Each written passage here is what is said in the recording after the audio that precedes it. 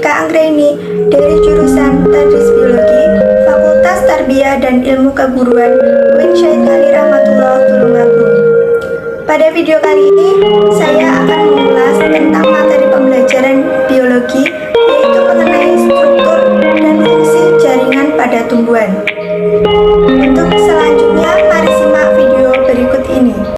Apakah kalian semua tahu apa itu pengertian jaringan? Pengertian jaringan.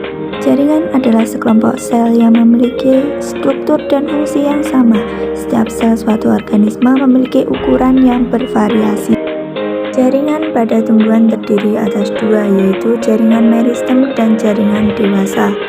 Berikut adalah struktur dan fungsi jaringan tumbuhan. Yang pertama adalah jaringan meristem. Menurut kalian, apa itu jaringan meristem? Jaringan meristem adalah jaringan muda yang memungkinkan tanaman untuk tumbuh. Pada jaringan meristem, sel-sel terus membelah secara mitosis. Ciri-ciri jaringan meristem sebagai berikut. Ukuran sel yang kecil, sel berdinding tipis, memiliki nukleus yang relatif besar, banyak mengandung sitoplasma. Apakah kalian pernah membayangkan bagaimana bentuk jaringan meristem? Ada berbagai macam jaringan meristem. Jaringan meristem berdasarkan posisi dalam tumbuhan.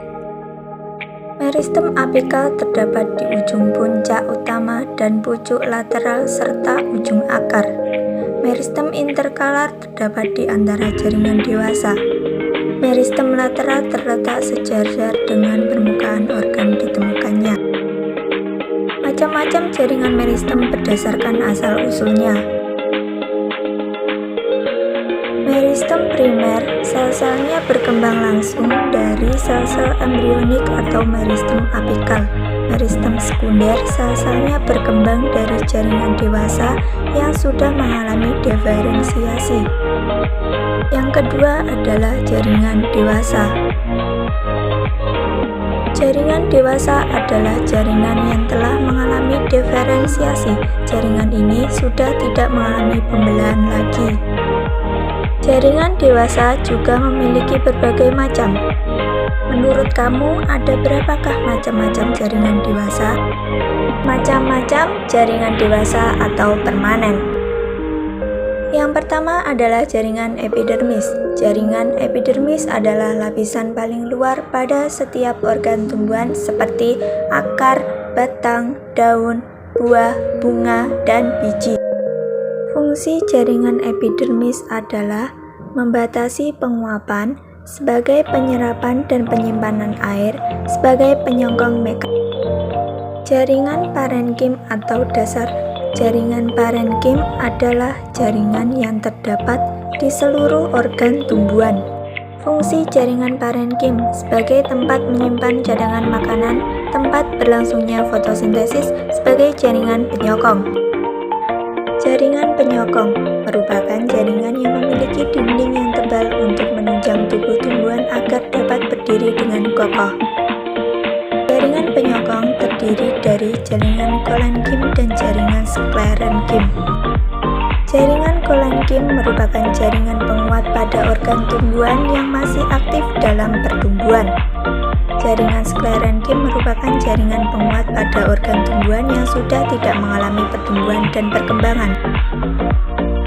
Jaringan pengangkut merupakan jaringan yang bertugas untuk mengangkut zat-zat yang dibutuhkan oleh tumbuhan. Pasti kalian pernah mendengar jaringan pengangkut terdiri dari apa saja? Jaringan pengangkut terdiri dari 1. Jaringan silem atau pembuluh kayu, berfungsi untuk mengangkut air dan garam mineral dari dalam tanah menuju daun. 2. Jaringan floem, berfungsi untuk mengangkut zat-zat hasil fotosintesis ke seluruh bagian tubuh tumbuhan. Jaringan gabus merupakan jaringan yang bertugas melindungi jaringan lain agar tidak kehilangan banyak air, terbentuk dari kambium gabus atau kolagen.